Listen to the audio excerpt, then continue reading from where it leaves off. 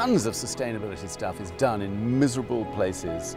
The joy here is that from the moment you arrive, this is about nature. This is about the cohabitation between humankind and the natural world and making the best of both of those. On behalf of Soneva, Slow Life Foundation, a very warm welcome. We hope that the combination of the company we're in, the beautiful location, will see us leaving here with new friends, new colleagues, as we lend our support to some of the existing initiatives and join forces to tackle problems and new solutions.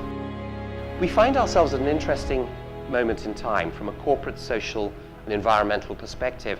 Our actions in our very immediate future will have a profound impact for the whole of society, either positively or negatively, depending on the course we choose to follow. We've always had the game plan of bringing people together from very diverse interests and mixing them up in such a way that there's complementarity between what they do. Synergies begin to emerge. You need compelling stories and compelling storytellers. I think most people have got a very clear idea what's wrong, so the most important thing is to demonstrate that positive change can be made and can be made relatively easily. The planetary boundaries define the safe operating space for humanity on a stable and resilient planet.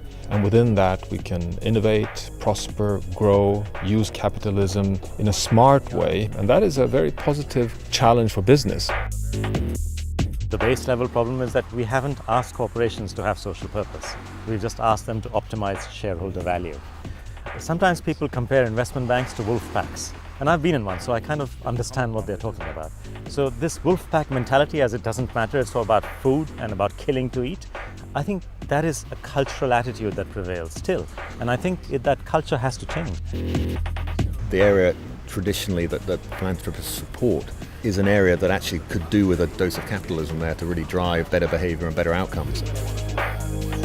The opportunity for philanthropic providers of capital is to really take the best of what created that private wealth in the first place, innovation, enterprise, providing skills and finance to support the growth of new ideas, and really deploy private capital, philanthropic capital, as a form of society's risk capital, and do so in a way that we can create things that are really good and deliver real social benefit or environmental change, but that provide the basis for being scaled up so that they benefit millions of people, not a few hundreds of people.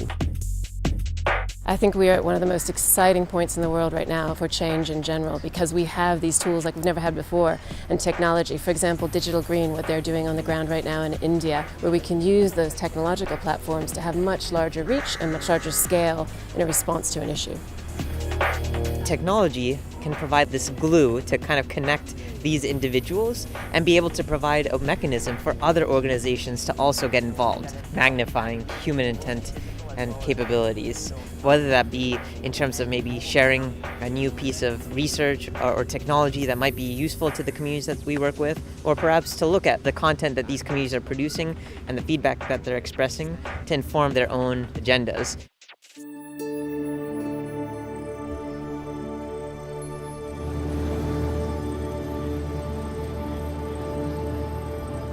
Big focus on what's happening here in the Maldives, because in a way this whole place gets its license to operate in terms of the benefits that it brings to local people, to the government in terms of revenues, to society at large. Minister Shiny, the Maldivian Ministry of Fisheries and Environment, has innovated a solution to sustainable fishing. It's a fabulous model because it's led and owned by the fishermen, which is the key to engaging them with these types of projects and making them successful. So are we really talking about sustainability, or this is just politics? We can't just say no fishing and none of this, it hurts the environment. It's how do we work together? The fishermen want a livelihood, the conservationists want a beautiful environment, the community at large want a place where people will come to, where businesses will thrive, and it's a shared vision that can be delivered for everybody. I think what's important for environmentalists like my organization to realize that you cannot and you don't have to protect the entire ocean. There are certain parts of the ocean that are nurseries, that are very important to produce fish, that are very important to retain biodiversity, and there are other parts that you can use. This is protected, this is where you get value from sustainable tourism. People have jobs, there is income, and because you protect this little place, the other people around it can keep harvesting, they can keep fishing.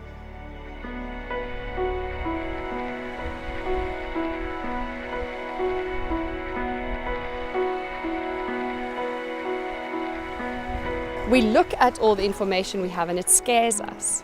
And so we start preaching messages of desperation.